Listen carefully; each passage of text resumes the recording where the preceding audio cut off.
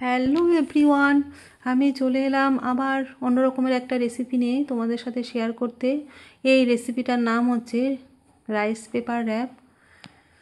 তো চলো দেখে নিই কী কী উপকরণ লাগছে বাঁধাকপি, চিকেন, রসুন কুচি, গাজর, মাশরুম, বেল পেপার আর শসা। সবজিগুলোকে একটু লম্বা লম্বা করে কেটে নিতে হবে। তারপর ফ্রাইং প্যানে সামান্য তেল দিয়ে রসুন কুচিগুলো দিয়ে নেড়ে চেড়ে ওই চিকেনগুলো দিয়ে দিতে হবে। চিকেনগুলোর মধ্যে সামান্য লবণ আর ব্ল্যাক পেপার দিয়ে নেড়ে চেড়ে ঢেকে দিয়েছিলাম সিদ্ধ হওয়ার জন্য। তারপর সিদ্ধ হয়ে গেলেই ওই চিকেনগুলোর মধ্যে একে একে সব সবজিগুলো দিয়ে দিয়েছিলাম। তো আমি এই সবজিগুলো নিয়েছিলাম, তো তোমরা চাইলে অন্য সবজিও নিতে পারো, কারণ এখন শীতের সময় বাজারে অনেক রকমের সবজি পাওয়া যায়।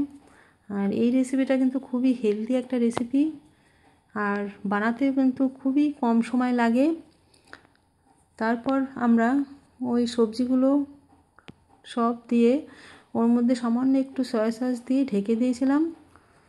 সবজিগুলো নরম হয়ে গেলেই নেড়ে চেড়ে একটু সামান্য ভেজে নিয়েছিলাম। ব্যাস, তাহলেই রেডি আমাদের সবজির পুর। আর অন্যদিকে আমি রাইস পেপারটা রেডি করে নিয়েছিলাম। এটা আমি ব্লিঙ্কিট থেকে অর্ডার করেছিলাম। আর উষ্ণ গরম জলের মধ্যে রাইস পেপারটাকে ভিজে নিলে সফট হয়ে যাবে। তারপর ওই রাইস পেপারের ওপরেই ওই সবজির পুরটা দিয়ে র্যাপ করে নিতে হবে। ব্যাস, তাহলেই রেডি আমাদের রাইস পেপার র্যাপ। তো তোমরা এটা প্যান ফ্রাইড করেও খেতে পারো। আর এটা খাওয়ার জন্য আমি একটা সসও বানিয়েছিলাম। 2 চামচ সয়া সসের মধ্যে গার্লিক, সামান্য একটু লেবু আর মধু আর চিলি ফ্লেক্স দিয়ে বানিয়েছিলাম সসটা।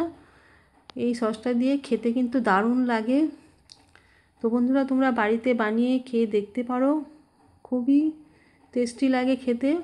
তো আমার ভিডিওটা কেমন লাগলো তোমরা জানিও, আর ভালো লাগলে লাইক কমেন্ট শেয়ার করো। তো চলো আজ এই পর্যন্তই, আবার আসবো নেক্সট ভিডিও নিয়ে। টাটা।